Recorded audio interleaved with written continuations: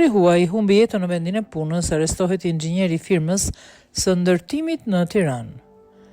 Pas aksidentit në vendin e punës të një shtetasit të huaj 47 vjeç, ditën e dieshme në Tiranë, policia ka vënë pranga inxhinierin e firmës së ndërtimit, shtetasin me iniciale DH, 32 vjeç, si dhe ka shpallur në kërkim 2 përfaqësues të firmës shtetasin EK 34 vjeç me detyrë administrator i firmës dhe RJ 75 vjeç me drejtues me detyrë drejtues teknik. Specialistët për hetimin e krimeve në komisariatin e policisë nr. 2 arrestuan shtetasin DH 32 vjeç me detyrë inxhinier një firme ndërtimi, si dhe shpallën në kërkim shtetasit EK 34 vjeç me detyrë administrator i firmës dhe RJ 75 vjeç me detyrë drejtues teknik.